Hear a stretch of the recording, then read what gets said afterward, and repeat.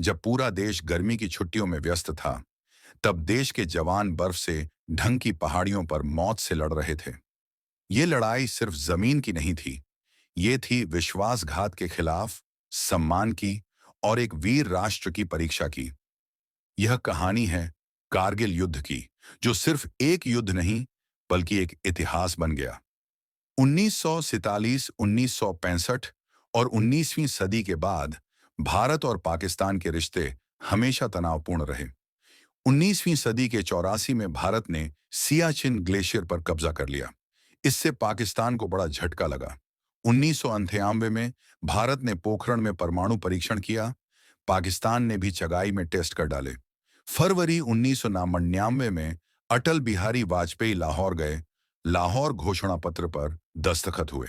लेकिन उसी समय पाकिस्तान के सेना प्रमुख जनरल परवेज मुशर्रफ ने एक गुप्त ऑपरेशन की शुरुआत कर दी थी, कारगिल साजिश। एलओसी यानी लाइन ऑफ कंट्रोल पर स्थित कारगिल, द्रास, बटालिक जैसी पोस्टें हर साल सर्दियों में खाली कर दी जाती थीं। मई 1999 में पता चला कि पाकिस्तान की नॉर्थर्न लाइट इन्फेंट्री और आतंकियों ने इन ऊंचाइयों पर कब्जा कर लिया है।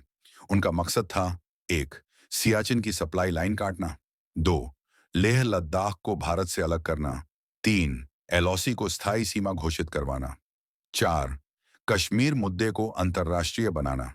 भारतीय सेना ने तुरंत जवाबी कार्रवाई की शुरुआत की, ऑपरेशन विजय। लेकिन यह आसान नहीं था। दुश्मन ऊंचाई पर था। 20 से 29 डिग्री तापमान, हर चोटी तक पहुंचने के लिए सीधी चढ़ाई करनी पड़ती थी। भारतीय वायुसेना ने ऑन ऑपरेशन सफेद सागर के जरिए दुश्मन की सप्लाई लाइनें काटी। 1. टोलोलिंग टॉप की लड़ाई। सबसे पहले टोलोलिंग पर कब्जा जरूरी था। भारी गोलीबारी, दुश्मन की मशीन अगने, लेकिन हमारे जवान पीछे नहीं हटे। पॉइंट 5140, कैप्टन विक्रम बत्रा की लड़ाई। कोड नेम, ये दिल मांगे मोर। कैप्टन बत्रा ने अपनी टुकड़ी के साथ छोटी पर कब्जा किया, दुश्मन को नीचे गिराया। इसी छोटी से विक्रम बत्रा ने अगली लड़ाइयों की नींव रखी। पॉइंट 4875, शेरशाह की शहादत।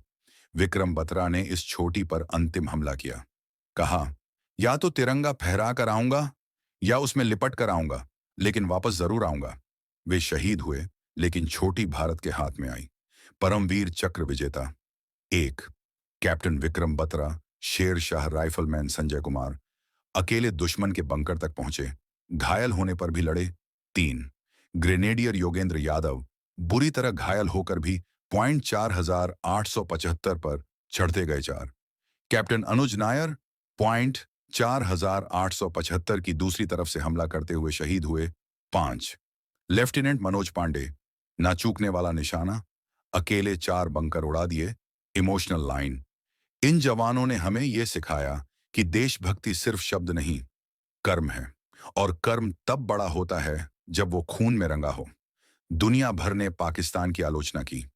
अमेरिका के दबाव में आकर नवाज शरीफ को वापस घुसपैठियों को हटाने का आदेश देना पड़ा। पाकिस्तान ने खुद को फंसा लिया। सैन्य नुकसान, अंतर्राष्ट्रीय शर्मिंदगी, लोकतंत्र पर हमला।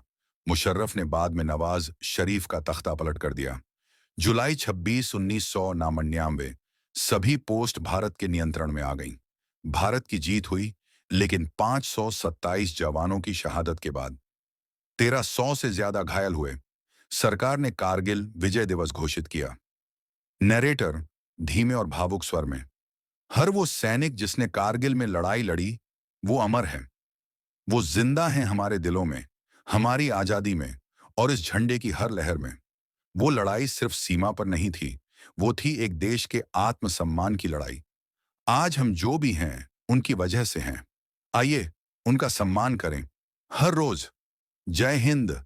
सारे जहां से अच्छा। Background music, screen text. हम भूलेंगे नहीं, हम सलाम करते हैं।